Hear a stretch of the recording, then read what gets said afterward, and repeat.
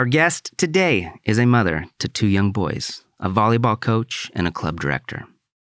Her and I had a discussion mainly centering around divorce and the sometimes fragile and confusing relationship between men and women. She is a strong, brave, sensitive, and overwhelmingly kind person, and I'm happy I got to know her, and I think you will be too. Here is my friend, Taylor Canoso. I've never started it this way, but I wanted to ask you, is there something you wanted to talk about? Gosh, I don't even know. I feel like I'm ready to talk to anyone about anything that's willing to listen at this point. Well, yeah, the reason I think we were connected is because of divorce. Mm-hmm. Yeah. And young kids, youngish kids. Uh-huh. Yeah. You have 3? I have 3. Okay. Yeah. 14, 10, and 7. Okay. Yeah. Mine are almost 4 and 7. Okay. Nice. Yep. Yeah. Yeah. So it's kind of one of those things that obviously you never planned for. Mm-hmm. And it just kind of happens. Or maybe you wanted it to happen, but it's still difficult if you're the one initiating it, right? Mm-hmm. Did you initiate? I did. Yeah? Yeah. But I knew, so the last 3 years for us was really difficult. Like right after I had my second child, it just changed between us. Mm-hmm. And there were a lot more, there were like different episodes that he was going through that I hadn't experienced with him yet.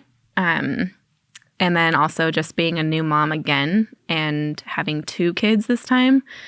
There's a focus change, especially for like a mom when you are so connected to your children and they become everything that you are, like why you're existing, basically. And it was this shift from like our relationship before where when we didn't have kids, it was like my focus was way more on him and helping him get through things and initiating counseling or, I have always been the initiator in the relationship, period. So yeah, when we started having a lot of issues after my second was born, like I wasn't getting support from him the way that I needed it mm-hmm. as a mom. And so it was like, I always like picture like this like line of like, he's here, I'm here, my kids are here, and I'm like facing them, like giving everything to them. And like what I wish would have been happening is that he was like behind me, like supporting me while I was wrapped up in this, and also doing it with me. But he basically was not supporting me. He was being a good dad, mm-hmm. but it was like he bypassed me. Mm-hmm. So it's weird how it changes the dynamic, right? Mm-hmm. Kids are, I mean, I'm sure you feel the same way. My kids are the greatest thing that ever happened. Mm-hmm. And that love that you have for them, you can't really explain to somebody that doesn't have kids. Right. Because it's a different type of love. Mm-hmm. It's not the love you feel for your parents or your grandparents or your spouse or whatever. It's like completely different. And it can complicate your relationship for sure. Mm-hmm. And you never know. There's no way to test it out. It just happens. And then you're like, oh, we got to figure this out. Mm-hmm. So yeah, you're saying in your situation, you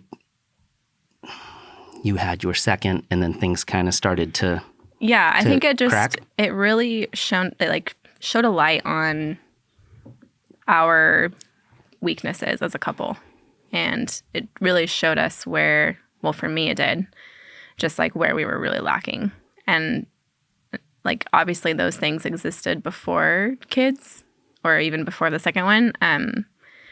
But then when you don't, like when I didn't have the capacity to actively work on my marriage anymore, because I had this whole other thing going on, things crumble a little bit faster. Mm-hmm. So it really just, I think we hadn't been on the same page and we were like kind of pretending and just going through the motions. And then it just got to a point where we like couldn't pretend anymore. And it was just really obvious that we were really just growing apart. I find it interesting, though, that the majority of people I talk to, it's usually the woman who initiates.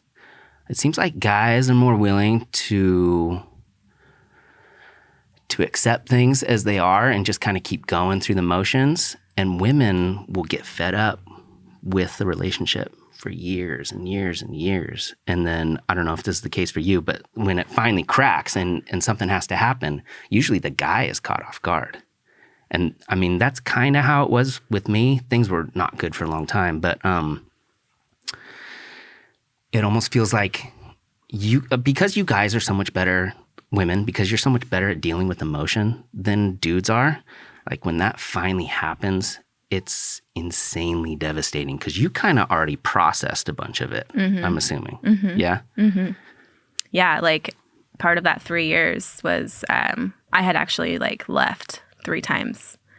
Just like for the longest I had left was like a week. But I had left 3 times with the kids because of like huge episodes that he would be going through, suicidal threats to me or like, you know, he would say them to me.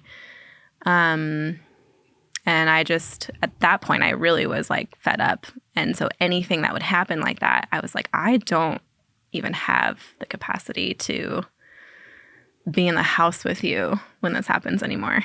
So I would just pick up the kids and go. I've also discovered about myself that I'm a huge avoider. And so is he. Like, he's a avoider of all avoiders. But I had never noticed how much I avoided things until I have been away from him, because I had really always been the one sort of like going after things and initiating things and really making things happen. Because someone had to. And so it was me like stepping up and doing that. But I still have realized, even like apart from him, that I still am an avoider. So I think that was a huge part of our problem too, is like we both were essentially just like walking away when things got hard. So you realized that things were bad, but you just, instead of dealing with it, you just tried to like push it away. Yeah. I got to the point where I did. Yeah. For sure. I stuck around for like a lot of really hard things with him in the beginning of our relationship. Even before we were married, like I was so young and still chose to like stick it out. How old were you when you got married? 21. 21. I was 18, almost 19 when we started dating. He's a little bit older, so he was 23. Yeah, 21, like such a baby. I'm 37, and I was with the person I was with from basically like 21 to maybe like 33. So like all of my 20s for sure. And you don't really realize what it's like until you get out of it. Like your 20s, it's this thing that you think about when you're younger, and then they just kind of happen. And I mean, I made a lot of mistakes, and she made a lot of mistakes. And I'm happy where it put me. I mean, all of that stuff is insanely painful, but it's good to get through it. But then you look back on it and you're like, man, all my 20s are gone. And I was with the wrong person. I chose the wrong person, and that sucks. But I don't know how you could meet someone at 18 or 19 or 20 or whatever and not change. Right. Like you have to change together, because so much can happen in that decade of your life. So I don't know how, honestly, I don't know how people do it. Yeah. We both, we were both changing pretty rapidly, especially like, I told you earlier, we were like a part of a church. We left the church back in 2018 or 19. We met in the church. He grew up in the church. I pretty much did, but to a different degree. He was very involved. His parents started churches over and over again, and that was like our whole identity. It was like based around being a Christian, and we like as a couple, like we were known like as worship leaders, and like we had this whole identity wrapped up in the church.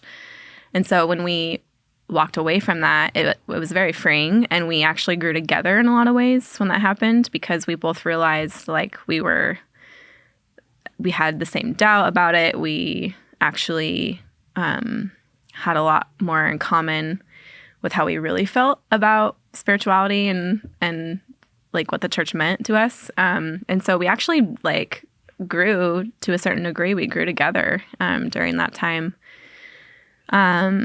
And although it was super hard, because at the same time we also had all these forces on the outside being like, why are you leaving? Like, you know, a lot of shame and like just questioning us nonstop. And a lot of it was from family. So it was like just really the dynamic was super weird. But yeah, so it was like we were free, and like we were like exploring this whole new like chapter of our lives together and seeing what that looked like. And it was actually really beautiful. And then it was like we just kept growing and growing. And then eventually it was just like, I think we just started growing apart. Like it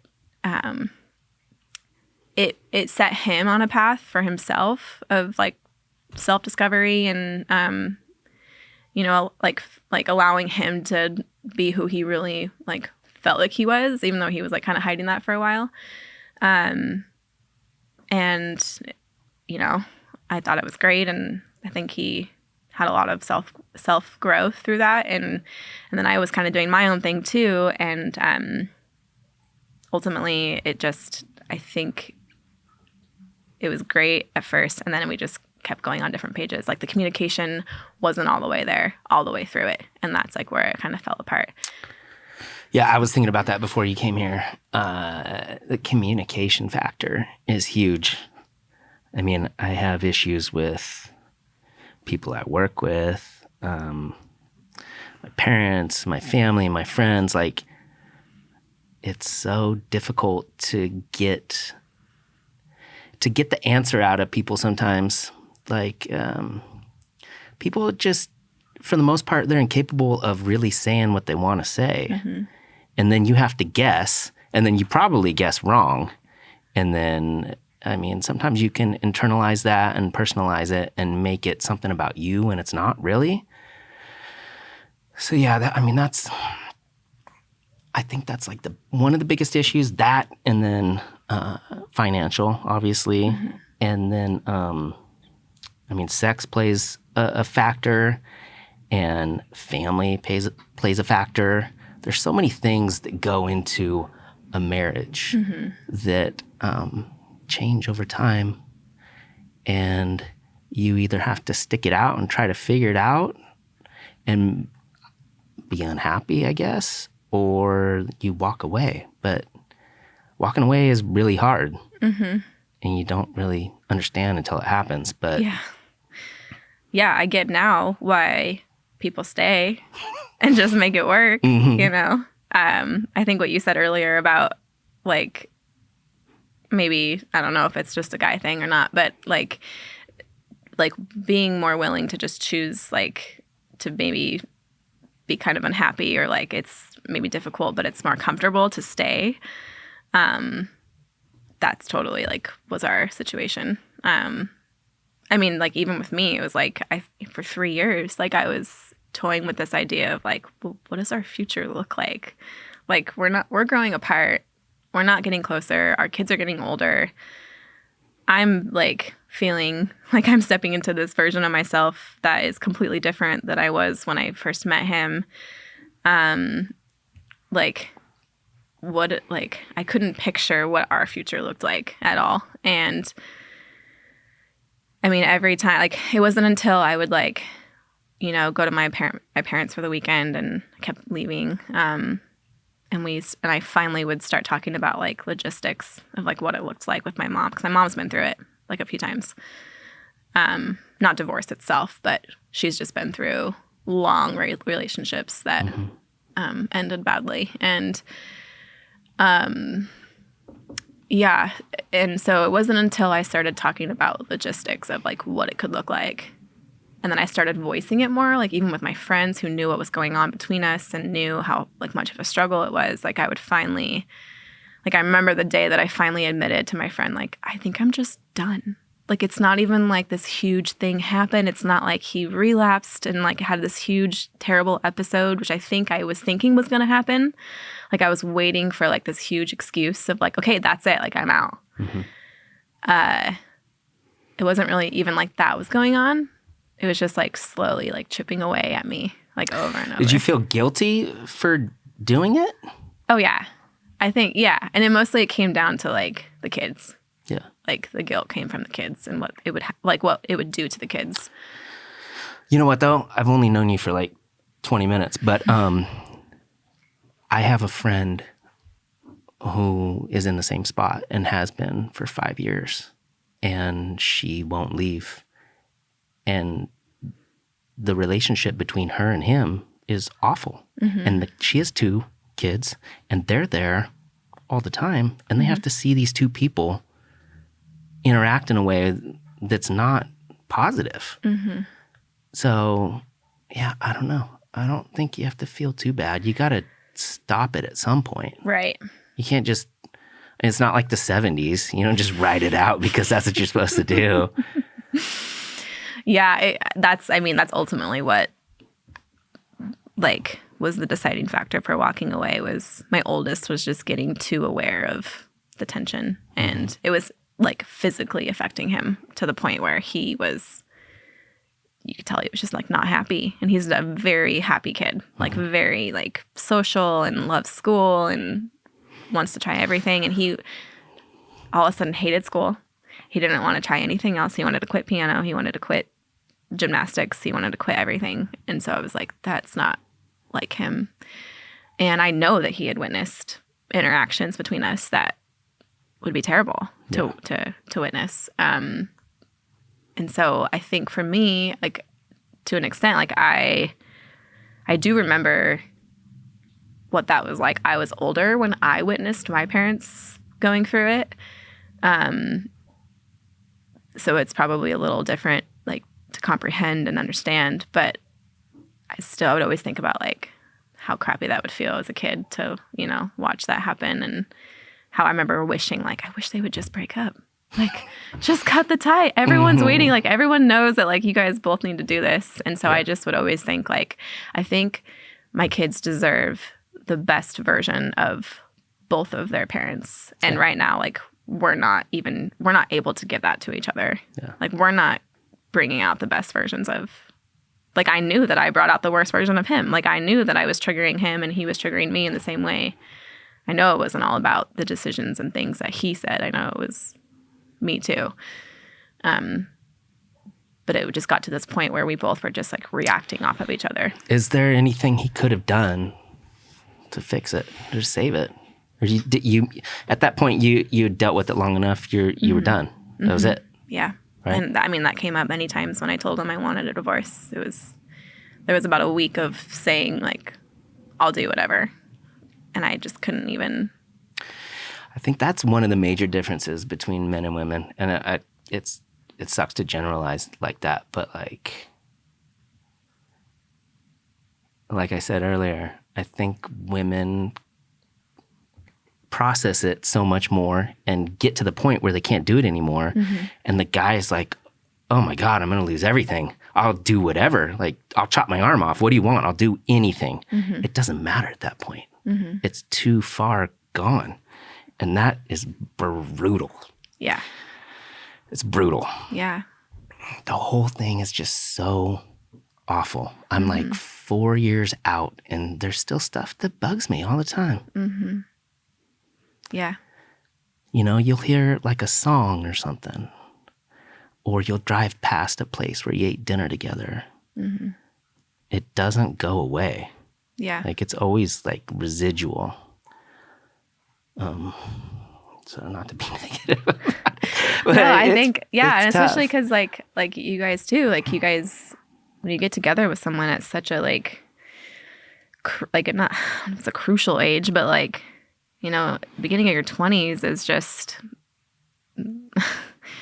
it's such a crossroads of like where your life is going to go. And when you're doing that together with someone and you, of course, then like you imagine it being with, them the whole time, like all the way through. But then when you realize how much you've changed in the matter of whatever, when you get to a different decade of your life, it's like if you don't feel like even closer to that person by that time, like that's what was scaring me. Like really, like that's what was so scary for me was going into this new decade of my 30s and realizing that I was cohabitating with my spouse and that our kids were our buffer. And like I had always been so excited for my 30s, especially after I had kids. I was like, I'm so ready for my 30s. Like I feel like I already should be in my 30s. And so when I realized that like my partner was like, we are just emotionally, physically, like so disconnected. I was like, why are we doing this? Like this is supposed to be like a super exciting time. Yeah, that's a bummer. Yeah. Did you feel like there was something that pushed it that direction, or was it just like slow burn falling off the cliff? Yeah. I mean, you don't have to say anything personal if you don't want, but was there no, it's just hard to like, there's so many things. I think mostly a slow burn. Ultimately, he has always struggled with drugs and alcohol. So that's always been a huge thing. And although like he, for the most part, has been sober for the last 7 years, basically like his last like binger was when my oldest was 2 months old. He got to it, like he was sober, but then he was like constantly facing the thing that he had always been trying to cope with, which was like super high anxiety and kind of like some manic like stuff where he was just very up and down. And it was this constant battle of like trying medication and like begging to like go to therapy and like going to a doctor to like talk, like get people on your team to like, figure out what's going on, because I knew that there was just like some kind of an imbalance going on. It was pretty obvious. I think for so long he'd been coping with substances. And so like when he wasn't doing that anymore, it was like, here they are. Like, here's all the things that you've been hiding for, for a long time. And so that like over and over again I think that was the slow burn of like me getting to a point where I just didn't even want to ask him to do anymore or like to get help, because I'm like, I'm asking you to go help yourself. Like, that's not long-term. Like, that's not a long-term solution for you. That's the same thing that's been happening where you're either faced with like an ultimatum or a threat to go get help. And so it's still like not for yourself. Like, it's for everybody else that's been asking you to get help for the last, since he's, for the last 15 years. So I think it really was just this, I was done with the cycle of it being okay for a couple months, and then it was comfortable because we weren't really talking about anything hard or serious. And then like I would have to like bring up one hard conversation, and then it would all just hit the fan again. Yeah. And so I was just like, well, we can't even like talk about anything. Do you drink? I do socially. Yeah. Like that's actually why I thought like, I was like, I think I'm his person. Like when I was 21, I'm like, I think I am his person, because I drank. I had like my party year, my first year of college, and that was it. Like I was like, I enjoy having a drink, but I could be okay without it too. Yeah. And so, he had an issue with drugs at first, and then he didn't even know that he had that he was an alcoholic until he stopped doing drugs, and then he realized, oh, I also like have an issue with alcohol. Mm-hmm. And so I really thought like, this is why I'm your person, because I can support you. Mm-hmm. I don't need to drink around you. I'm okay. Mm-hmm. But then he wasn't even like staying sober. Like, it was just like this weird, like, I don't know how to support you. Like, I'm trying to help you with this, and like I'm trying to be sober too for you. And do you think that's a common theme, that women typically try to fix men and help them? I think for my case, it was like it was like he wasn't choosing to help himself. And so I was like, well, I have to come in and do things for you then. Just like his mom.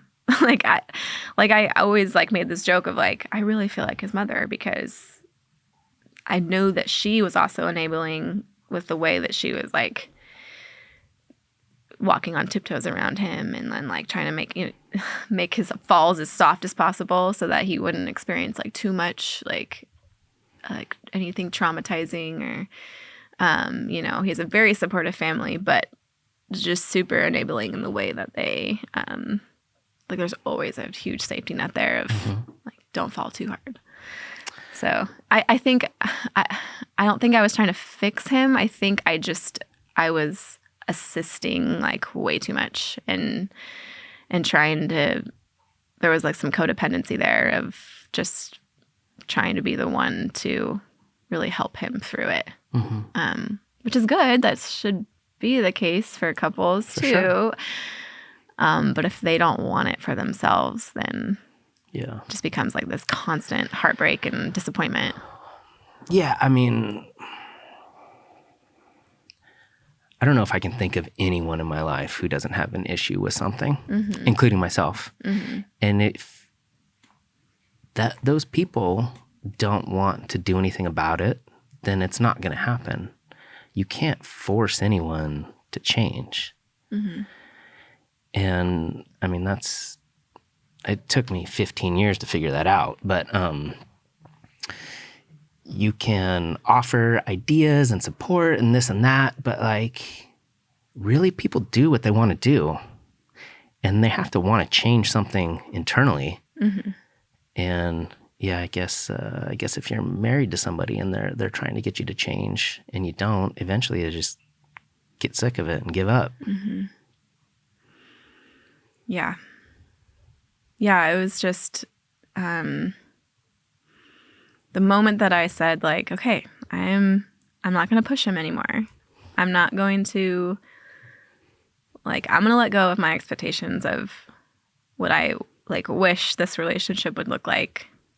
And I mean, I don't even think about like my own needs anymore, because like no one's asking me about those. It's just been like, what do you need? And the moment that I just like realized that I needed to start choosing myself and putting my time there, because I was like really, I mean, my mental health and my like physical health was suffering because of being so focused on everybody else. And so the moment that I started choosing myself, it was good in ways, because then I think honestly there were times when I could tell that was affecting him in a good way, where he was finally like, oh, okay, she's backing off of me. And I think I was happier because I was finally creating my own happiness instead of relying on someone else. So it was good. There were definitely good times. And then I think like that was the start of like, I slowly walked away and like was focusing on myself. And then I got to a point where I was just like sprinting away. Like, okay, I finally found like what it feels like to create happiness for myself, and I'm out of here. Do you feel better now? I do. Yeah. I mean, as hard as it's been, there's been just such a shit show. There hasn't been one day that I have regretted it. Like from the beginning, like from the week that I told him, and I lived there for a month after I told him, and it was hell. But even then, like I still was like, nope. Like I just had like some weird things happen where it was like, okay, that's really eerie, like just weird, I don't know, like just little things every day that would tell me like I was on the right path, like just little affirmations every day. And although it felt like that part of my life was just, I mean, obviously it was falling apart, there were so many other things in my life that were coming together because I had finally just done the thing that I think I was building up to do, and was really just starting to focus on myself, like to make myself like the best version for my kids and for me. How far out are you? I left in October. Wow. I haven't even been in front of a judge yet. Like so you're still legally married? Yeah. Oh, wow. Yeah. So like we have our first court date is parenting time, custody, child support during spring break. And that's like what we're working on right now, building up to that. We have our final date, like our final divorce date, but who knows if that will even, with the way the court is right now. It's very backed up. So our tentative date is June, at the end of June, like for our final hearing. But yeah, I'm not holding my breath for that right now. Yeah, it takes a long time right now. Yeah. I had to go through some parenting time stuff, and I had her served in April of 2020, and they wouldn't serve her until it took 18 months. Oh my gosh. Yeah.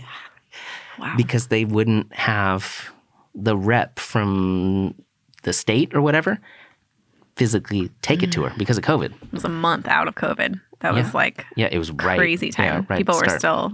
Yeah, I mean, people didn't know what it was at that point. Yeah. So it was still a little hectic.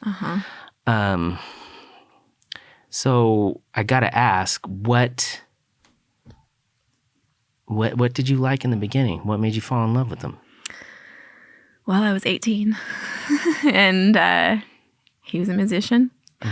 It's really cool. I actually was in high school when I met him again at church. Just, you know, it was like this joke of like, there's your future husband. Because everyone knew that I had a crush on him. Knew his family pretty well because of that church. And then we started dating the fall after I graduated. We played in a volleyball league together. And little did I know, he was like heavily on drugs during that summer. I was just so infatuated that I didn't even realize. Like, and I was 18, so I'm like, I don't even know what someone on drugs looks like. But yeah, so then he left for a month to rehab, and like right after he got back, he reached out to me on Facebook or something. And we just started hanging out, and like we were, you know, I knew he told me all about what he was going through. I was kind of going through my own some health issues going on, and we were both in a very vulnerable place of like wanting change, like really, really bad for ourselves. And I think we really bonded over, you know, this idea of healing and like transformation and just like wanting a better life for ourselves. And so, yeah, like we just started dating like right away, and it's hard to like look back and like think about all the things that I know that I was like, I fell in love really fast. I mean, that was my first time ever really being in love. Yeah. I mean, I was a child. And I had relationships before that, but like in high school. So it was like, you know. It's not quite the same. No. And so that was just the first experience I had with a relationship like that, where there was this just like deep understanding of each other and being finally in a place where I felt like I could be really honest about these like actual life struggles. And yeah, and plus he's older, so he's 5 years older than me. And so, you know, it was just like this, you're so much older and you're wiser and you've gone through all this stuff. And I think there was this there was a big codependency on each other of like, okay, this person's going to like help me get through this really shitty time in my life. And we're going to be the people, we're going to be each other's person of like getting each other through this. Yeah. Yeah, I don't know that that's a bad thing all the time. It's nice to have somebody that you can rely on, right? For sure. Yeah. But do you feel like you missed out on experiencing other people and like figuring out what you really liked or what you really loved? Yeah. This is probably a whole other conversation. But again, back to like the whole church thing of like, you know, courting somebody to marry them. And yeah, I mean, I had only, like, he was the second person I had ever been with physically. And so I was like, and I was already like freaking out of like, oh my gosh, I have to tell this person that like I've been with someone else. And, you know, it's just like crazy to think about like the shame and like the just so much shame. That's all I can say is just shame.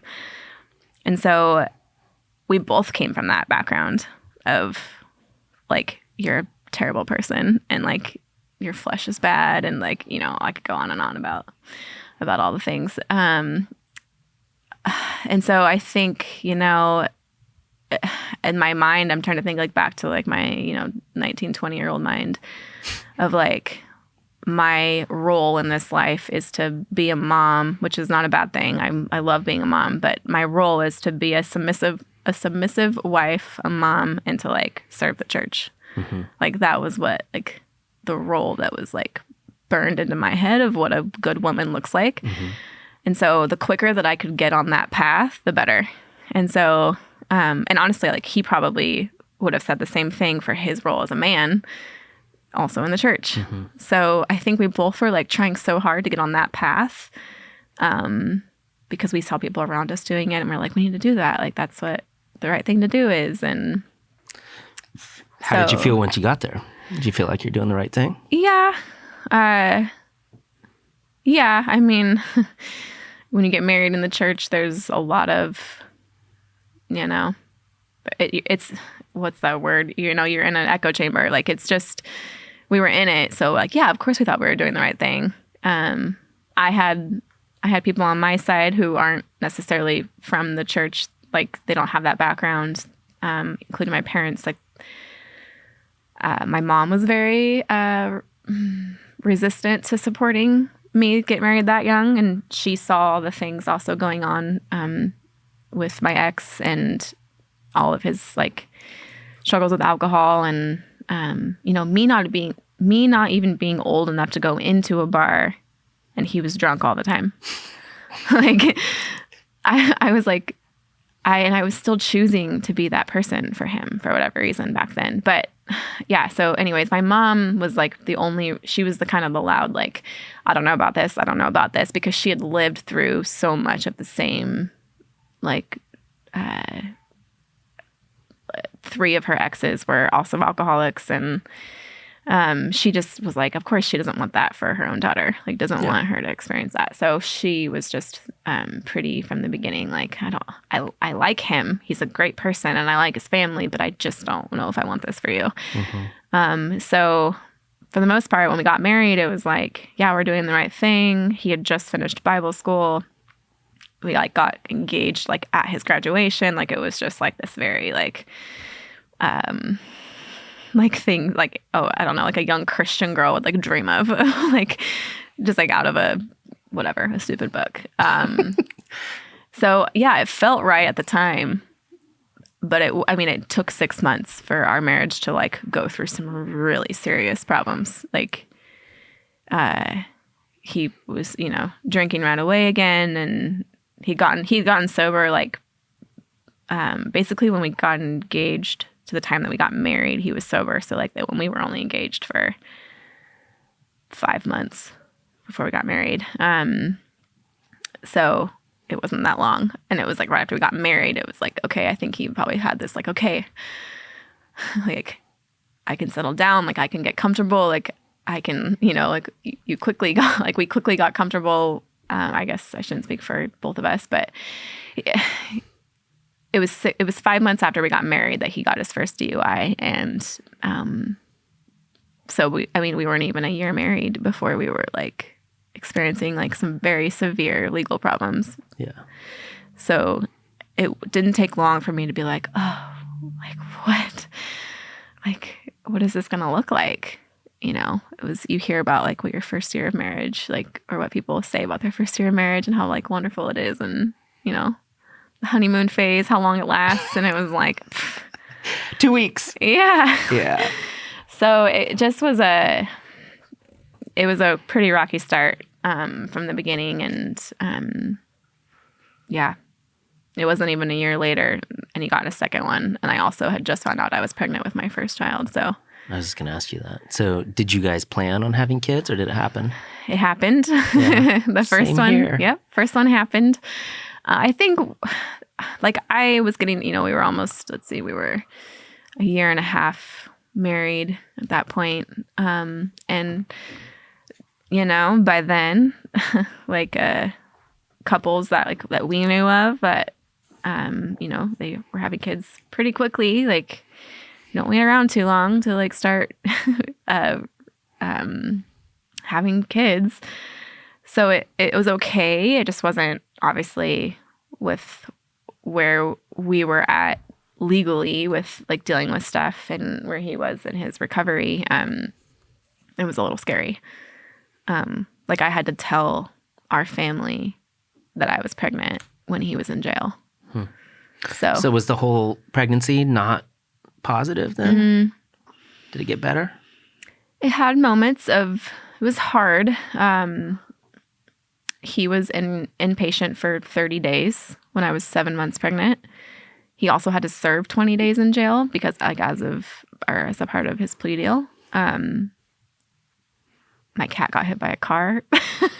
Like there was like all these like really traumatic things that actually happened when I was pregnant. I mean, I look back and it's like, I think maybe I blocked him out or something. I don't know. It's like, it doesn't feel super traumatic, but Yeah. I when I say them out loud, like all the stuff that happened and like how my partner wasn't really, he missed a lot of like important things during my pregnancy. It's kind of traumatic for a first time. I was 23 too. Like I was super young. So just having your, you know, first kid again, it's like you compare it to like the expectation or like you compare it to like what you think it's going to be like. And you're like, it's terrible. But were you stoked? Like you said you yeah. wanted to be a mom, yeah? Yeah, no, I was Yeah. like, I think that honestly, like knowing that I had a baby like growing inside of me was probably the thing that got me through like the really like, you know, I almost felt like there's someone else with me here. Like I didn't, in a weird way, I didn't feel super alone. Obviously I had a huge purpose like of like carrying life. And so I think that really got me through. I also had a lot of friends that were pregnant at the same time. So like I had, you know, things in common with people going through just that alone. And I did have a lot of support. So it, you know, I think there was good out of it too. And then once we had, I mean, obviously like once I actually became a mom, it was like a whole like game over. Like, oh yeah, I love it. Like, It's pretty cool, yeah, right? yeah. Yeah. So, yeah, but like, don't rely on kids to don't get pregnant just to fix your marriage. That doesn't work? Yeah, right. Yeah. I don't know. It's such a bummer. Because, I mean, ideally, you have two people together that love each other, that can have two incomes, so everything's easier. You pay for the house, you pay for the cars, all that kind of stuff. When you split up, then you got to deal with boyfriends and girlfriends and child support and apartments and weekends. Like, it just gets so complicated. You're ideally supposed to stay together and live together, but it just doesn't always work that way. Mm-hmm. I don't know what the stats are anymore, but like, it's so high on the divorce rate. Oh, yeah. And I don't even know, do you think you'll get married again? Oh, gosh. It's so hard. How long have I been separated? You're still married right now. It's hard to say that. Yeah. I mean, not because it's like I'm going through it, but I see how, like, I used to not ever understand how anyone wouldn't ever want to get married. But now, like, all those things that you just listed, like, it is complicated. Well, why get married? What is appealing about marriage to you? I mean, I do think there's something special about having someone that that you, like, you know, you go through life with and you go through ups and downs. I mean, I think kids are huge. Like, I think kids are beautiful. And, like, if sharing that alone with someone is, you know. But do you have to be married? It's true. No. You could still fall in love with somebody. It's true. Yeah. 100%. Yeah. I mean, at this point, I'm like, I don't, like, what is being married aside from the legal part of it, of signing? Right. You can still own, I mean, all the other things come with a relationship if you want that. Mm-hmm. So, you're right. Gosh. My joke is always, I'll just get her to sign a prenup. Not that I want that, but it's just like, I don't know. I don't ever want to do it again. Mm-hmm. I not get married. I don't ever want to get divorced again. Yeah. And it's like, that's the thing I think too, like, where I think I'm pretty sure, like, back when I was 21 and said yes, like, I'm pretty sure I was, like, had all the best intentions of staying with that person for my whole life and was very excited to marry him and could totally picture doing all of the things that, I don't know, married people do together. So how can I ever be sure again that, like, that it would work again, you know? Because I was I think I was really sure then. Mm-hmm. I was much younger and a different person, but, like, aren't I going to change again? Like, probably, you know? Probably. That's what's scary is, like, every year I get older, I feel like I'm super smart. Mm-hmm. And then I look back at younger me and I'm like, that guy was an idiot. And I'm like, what is 50-year-old me going to think about 37-year-old me? Like, maybe I'm an idiot right now. I don't know. It's so weird. Yeah, hindsight is weird. But it's good. I mean, I wouldn't want to be the same person I am right now. Mm-hmm. That means I didn't learn anything. Mm-hmm. And that's the best part about being alive, is, like, changing every day and learning and meeting new people who can, like, help you grow, you know? Yeah. So I don't know. It's weird. It's nice to be in love. I mean, that's, like, the best thing there is. Mm-hmm. But I don't know that you can hope for it to be as good as it ever could be forever. Mm-hmm.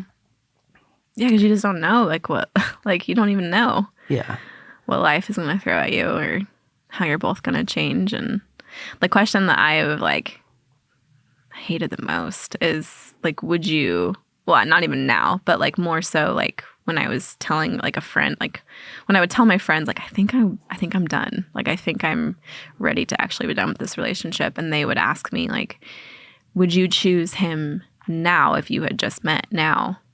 I'm like, no, 100% no. Yeah. Like, am I supposed to say yes to that? Like, does anyone say yes to that? Like, you wouldn't be trying to get divorced if you thought that. Things would be great. Yeah. It's just, and so that's I mean, I really was like, oh yeah, I really wouldn't have, we would have, I don't know that he would have chosen me, honestly. Like, if, you know, if he was asked the same question. You think he's disappointed in you? I think he also felt like, I mean, he was said that he was caught off guard when I, you know, asked for a divorce and everything. But it was really only like a week of him saying, like, this isn't right. And it didn't take long for him to, like, I think, like, let go. I mean, he was pissed, but I really had this sense that, like, he wasn't happy with his life. He wanted out of his job. He wanted to move to the middle of nowhere. He, you know, like, literally like would say things about just it being easier if he didn't exist. Like, I'm like, well, you're not happy. So, I mean, not that like a relationship can pull you out of that, but I don't know. It felt like I could not get a sense that he was super happy in our relationship either because we were so disconnected. I mean, at the end there, we went a full month and a half without talking in the house. Like we were living in the house for a month and a half and wouldn't say a word. Like I was sleeping in my kids' beds and on the couch for a month and a half. And he didn't even ask me why I wasn't sleeping in the room until after a month. And it was over a text message.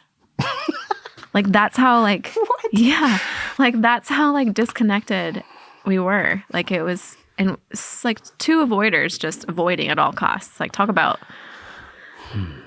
So yeah, it was just like, well, you know, he's never been like a fighter. He's a, you know, pretty passive person. Never like put up a fight for much. And so I didn't foresee him really like. Did you want him to put up a fight? Not really. No? No. That wouldn't have made you feel like he knew he was losing something important? I think at that point I was so done that I was like, please don't put up a fight. Like, I'm ready to walk away from this. And I actually remember the conversation I had with him where I finally just had to straight up tell him that I didn't love him anymore. In that way. Like in the way, brutal. yeah. In the way that I should have loved him if I wanted to keep that relationship. I love him as the father of our kids and the first person that I've ever really experienced love with. Like he probably will always have that hold on my life and in my heart. But I wasn't in love with him anymore in the way where I was going to choose him every day. Do you ever think about like the last good time? I have this very vivid memory of the last time I was like really married before things blew up and it was done. And it's the last 10 seconds I was in the car with her. And then by the end of that day, it was done. And it's so weird to think about. Like if you could be in that moment again, it'd be like, this is the last time you're married to this person. It's crazy. Yeah, I think I probably could pinpoint it pretty closely. It was like in July before I went on a trip. I went to Mexico for a wedding with just my mom, and It was for a childhood friend, and it was the first time I had been away from my kids, like on a trip. It was the first time I had been away from him, since we've been married. We were married for 9 years. And when I got there, so I had really, I mean, like I said before, like I had really been struggling with this idea that like, I don't know how we go from here. Like I don't force, like it's hard to imagine us like growing closer together. I had really had that for like a good year before I asked for a divorce. So by July, you know, this was last July. So I had already really been like, we were just like skating on thin ice. We weren't really talking about anything serious. We were just dealing. I'm like, let's just going through the motions of trying to keep together for the kids, basically. And then I went on this trip and I was a wreck the whole time because I realized like I didn't want to go home. Wow. Yeah. Like I did not want to go home. And I was surrounded by people that I grew up with. Like my mom, you know, just my parents being there and it was just me, no distractions of the kids. Like I wasn't doing anything else but just being myself. And I found out I was only there for like 5 days. And I found out like real quick that like I feel so free. And it's not just like the kind of free like here in Mexico and like, you know, it's crazy or whatever. But it was like I felt so free and I miss the hell out of my kids, but I do not want to go home. And that's like when I really knew. And I remember just like crying on the way home on the airplane. Like, I don't want to land. Like, I don't want to go back to going through the motions and that tension. Like, I did not want to go back to the tension. So that, like, I remember we got back from Mexico at the end of July. I had found out that he had relapsed, actually. That was like the thing. I got back from Mexico, and it was like the old pattern all over again of me finding receipts, him trying to hide it. In many ways, he tried to hide it. And it was like I had this whole week of like not wanting to go home, and then I come back to that. You kept the receipts? Or you saw like the bank account stuff? I found a receipt in my car. Wow. Yeah. And that's like, yeah, it was almost like for everything that I found out over our whole relationship, it was almost like he wanted to get found out, because it was always things like that all the time. And yeah, and then I came back from Mexico. I had one day home, and then I was going to turn around and take the boys. I had a camping trip planned with some mom friends of mine and their kids. So it was just the moms and kids trip. And I had one day in between Mexico and that. So I came home, found that out, and had said, like, what's this about? Like, we need to talk about this. And then he just ghosted me, and we never talked about it. And then I left for this camping trip, told my friends, like, this happened. I don't know what to do. Like, I am already, like, I am barely hanging on here. I can't do this anymore. And I went back. We had a brief conversation about it, but it still took me, like, we were going to, like, I went to bed that night. We were going to fall asleep without talking about it, like, until I said something, and it was like, okay, like, what is going on? Like, you know that I know, I know that you know that I know, and like, we still aren't having this conversation. So we did, and then he told me that, like, that wasn't even the first time that he had drank a bunch and had did other things, and it was just like, I can't deal with this anymore. So it was after that we, like, started this month and a half of not talking at all. And during that time that we weren't talking, it was kind of like that week in Mexico where the space was, like, over and over again telling me that, like, I wanted out. It wasn't like we were having the space and then I, like, wanted back in, or that I, like, missed him. All that space was actually, like, making me want to walk away even more. It was, like, pushing me out. So it was after that month and a half that I told him that I was done. So.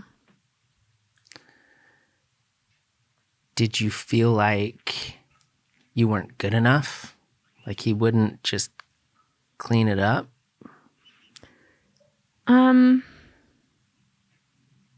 Honestly, no. I think at one point I probably did have those feelings. But I think that's when I was a little more dependent on him for my happiness. And by then I had mentally walked away so many times that I think by then I got to the point where I was like, I just deserve more than this. Yeah. And I'm pretty much an open book. So, like, my friends, my really close friends, knew for the last year, like, before that, they knew that I was getting close to the end.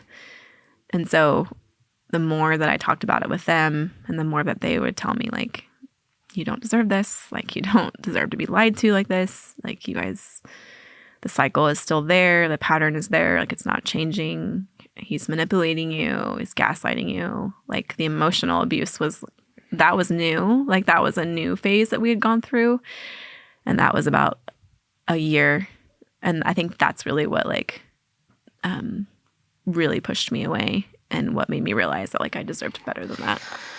The support group that ladies have is so cool. Because you probably have, 2, 3, 4, 5 friends that you share a lot with. Mm-hmm. Guys aren't like that. Yeah. Most of the stuff gets bottled up. Mm-hmm. And we don't know how to talk about it, and we don't know how to deal with it because for whatever reason, there's like this thing where you have to figure it out yourself. Otherwise, you're weak. Mm-hmm. And women are so good at just bouncing ideas off of each other and discussing things. And I don't know, that's got to play a factor in it somehow. Because you have this core group of friends who could listen to you and be like, hey, what are you doing? Yeah. Yeah. And even like the aspect of therapy. I mean, I feel like that was the other thing I was going to ask you. Did you guys try to go to couples therapy? Yeah, many times. Nothing like super long term, but we had tried many times, like since we got married, since like he started like legally getting into trouble. Like we pretty much got into counseling right away. So, but yeah, it was just, again, it was like this thing where we would try it and it would end up being me. Like he basically would always say like, this seems like it's more for you than it is for both of us.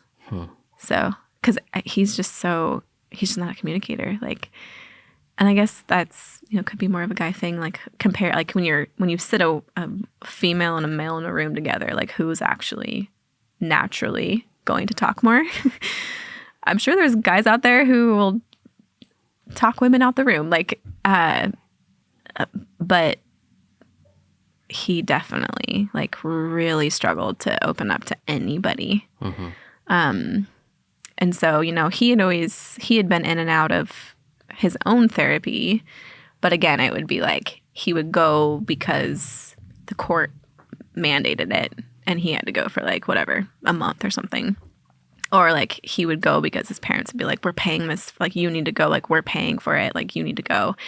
So he would go to like, get them off of his back, and then he would be like, I'm done with this. Yeah. I mean, even when he was in AA,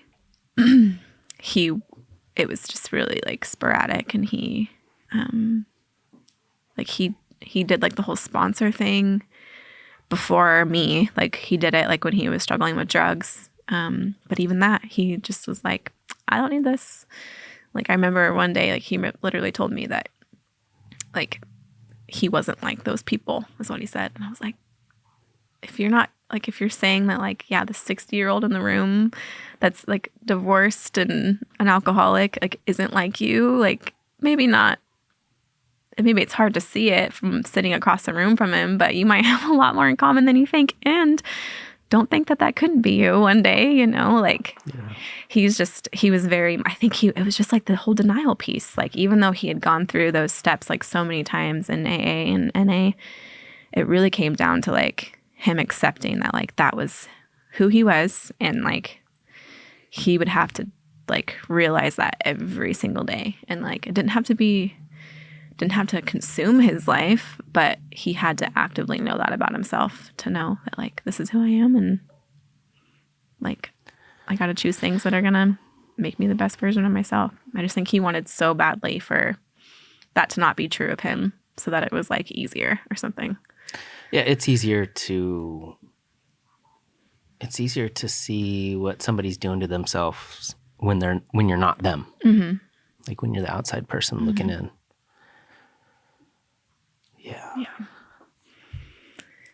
Yeah. Well, I'm sorry. It's difficult. It's brutal. I tell people all the time, it was the worst thing that ever happened to me. Mm-hmm. The worst. And now, I mean, things are better. And there's a lot of things that I can do and that I get to do because I'm not with her. Mm-hmm. So things are better now, but there's still times where I just like, I don't know, it's nice. The way I always explain it is I lost my identity. I didn't realize it, but I was a father. I was a homeowner. I was a husband. I had hobbies that involved living in the house, like landscaping, whatever. Mm-hmm. Like everything about me and my personality was a part of this thing that she decided one day I didn't get to be a part of anymore. And this is devastating. It's the worst thing. I mean, my life has been pretty good. Like not mm-hmm. a lot of horrible things have happened to me, and that was by far the worst. And to deal with the emotional toll of that I wasn't prepared for. It's just so brutal. And then you have to go through the court. Mm-hmm. And I mean, people are not rational when they're going through divorce. Mm-hmm. You can become a different person. The other people, and then, oh my God, like just seeing my lawyer's name on the caller ID, if for some reason I got rid of this guy and I hired somebody else, but if that guy's name would show, like if he called me right now, I would get anxiety. Mm-hmm. It just... Trigger. Yeah. The whole thing. It's just so gross and shitty. Yeah. But the other part of it is like, I don't want to hate her and I don't want to be mad at her anymore. It like occupies space in my brain that is not good. And I have to, I mean, I've let go of a lot of it, but there's still like some residual stuff that I haven't quite dealt with. And it's not good for me. And I know it's there, but I haven't figured out how to eliminate it. Yeah.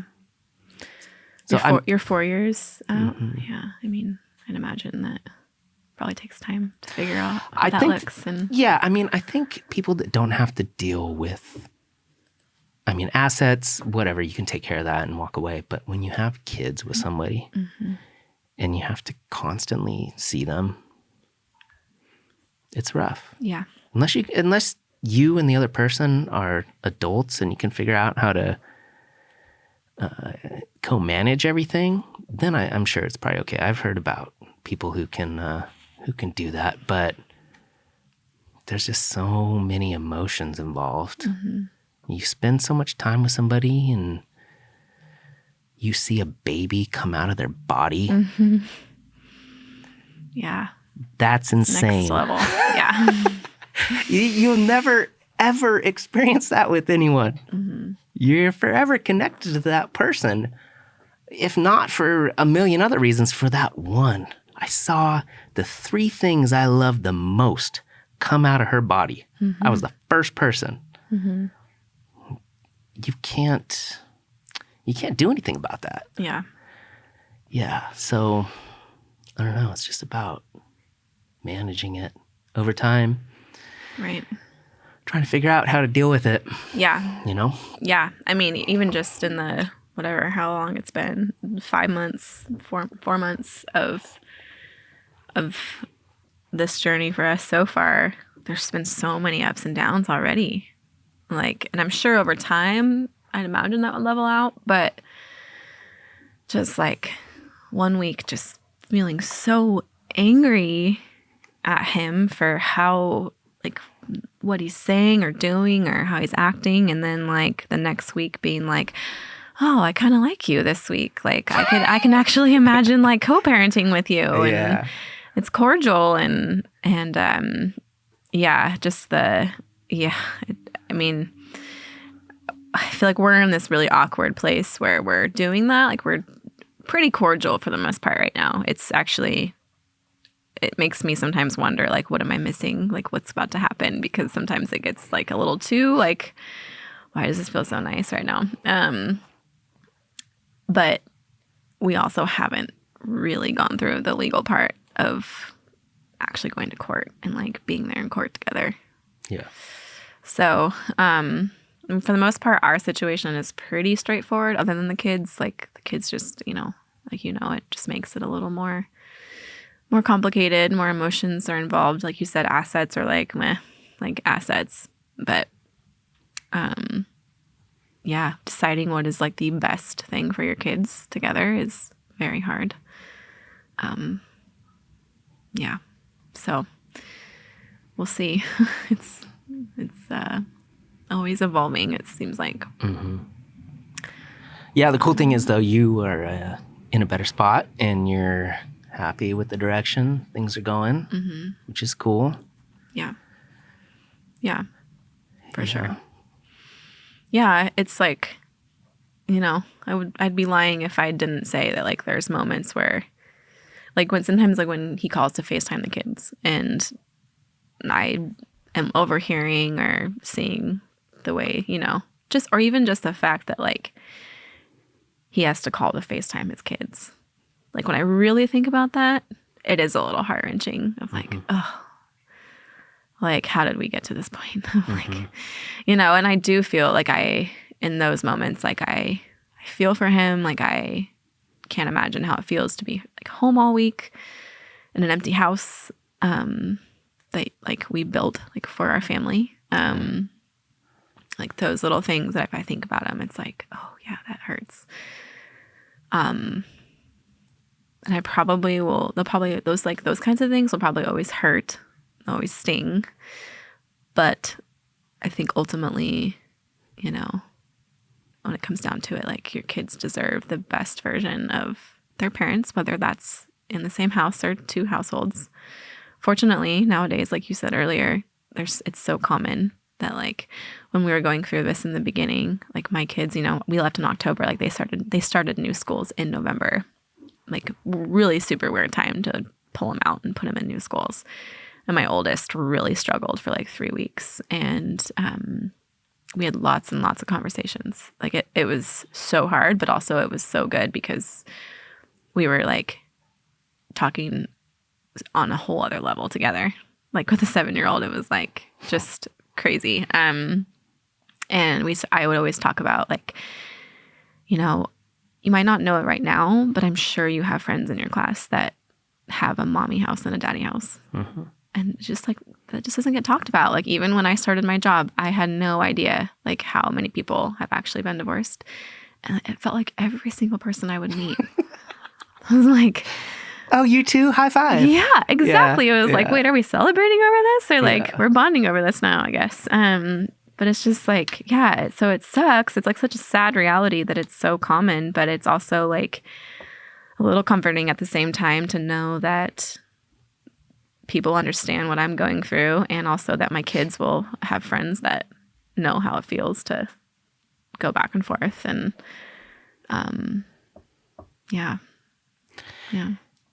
Yeah, for as painful as it is, I think when the kids are young like that, I think they just grow into it, and they love, unless something else is going on, like they love dad and they love mom. They don't really care about all the other stuff that's happening. They just want to love you, and they just want to hang out with you. When I was going through all the parenting time stuff, and we were fighting over nights, we had a retired judge on the Zoom call that was trying to help us settle things so we wouldn't have to go to court. And she goes, do you love your kids? And I'm like, yeah, of course I do. And she's like, do they play sports? And I go, yeah. And she goes, do you go to their games and their practices? And I'm like, yeah. And she goes, that's all that matters. They don't care whose house they spend the night at. They just care that you're a part of their life. And if you show up and you are involved, that's what they're going to remember. And I'm like, yeah, like how many memories do I have from my childhood? Not many. I know both my parents love me, and if they would have split up, they would still love me. There's so many things that you put a lot more weight on than they will. Like it's more traumatic for you because you're going through it, and they're going through it too, but they don't know. They just want to see you happy. Right. And if that means you guys have to split up, then it's better. Yeah. Yeah, I mean, I think you just, as a parent, you worry about the implications on your kids. So you just, and every parent like doesn't want to fuck up their kids, but ultimately, no matter what, like we're going to fuck up our kids, like whether. You always do. So it's, I mean, not that I would wish this on anyone, but like, I think what I keep telling myself is like, what can I teach my kids out of this? Like, what lessons can they actually, like, what will they actually remember? Like, what memories can I give them still that they will actually remember, not just the really shitty fall of 21 where we were living out of a suitcase for 2 weeks trying to figure out where to go. I'm really surprised that you left the house. That doesn't happen very often. I just really wanted out. Yeah. It's also, like, I think I was just it's really difficult because where he is from. And his family is all out there. And so it was like, I don't know how I could stay here. We were pretty newly out there too, like 4, almost 4 years. So it would have been a little weird for me to stay out in that area, given what's going on. It's a very small town. Yeah, right. So, yeah. But I think we had talked about different scenarios where we could maybe make it work, so that the kids could stay in their school. We could both stay out there and try to make it as easy as possible on the kids. But ultimately it just was too hard. And, yeah. And so I was like, okay, I gotta get out. Like, I gotta do something else here. 'Cause it's just it was making me like too crazy, and it wasn't healthy. So, yeah. So do you have much hope for the future and whatever else can happen? Like, are you trying to date people, or are you just like trying to get through this and focus on you? I have it in my head, like, I haven't dated in my adult life, period. Like, at all. Like, haven't dated since I was 18. So there's a part of me that's like, I do want to know, I want to experience that. And I want to know, I think that will even, I'm already figuring out so much about myself, being apart from someone that I was so wrapped up in. Yeah. So I'm really curious to see and to learn more about myself as I meet other people and like see other people and really figure out, like, I'm going to be picky as hell. Like, why not? Like, at this point, I feel like if you know what you don't want and like know what and also like going through this, I feel like does really help you realize like what you are looking for now and what you want to steer clear of, and to always listen to your gut that kind of gives you those red flags, like trusting yourself a little bit more. But yeah, I'm like definitely open to it, and yeah, I'm just trying to like slow that part of myself down and just focus on getting through the next few months and really soaking up any extra time I have with the kids. So yeah, I don't know if this is the case for you or not, but one of the coolest parts for me is that I can travel. And it's nice to travel with someone, but it's also nice to do stuff by yourself occasionally. For sure. Yeah. You can kind of figure out what you're trying to do. Exactly. Yeah. That's actually like a huge goal of mine I don't know about this year, if it will happen this year. Yeah. Maybe in the summer. I also have not traveled much, like other than going on like a family trip once a year, or like we did camp a lot and we fished a lot. So, we did like a lot of camping, but you go fishing? I fly fish. Yeah. Really? So that's like what my goal is I learned it with him. And so I've already gone once by myself, on the Metolius. Like a month ago I went. Where's that? It's like outside of Sisters in Bend area. Yeah. I like to go to, have you heard of Camp Sherman? Yeah. Yeah. So the Metolius runs right through Camp Sherman. It's like my favorite place to camp.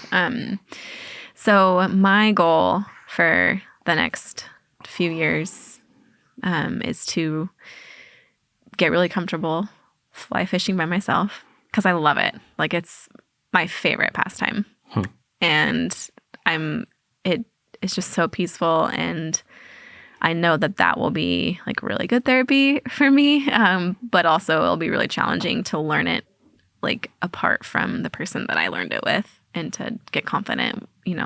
What do you like most about it?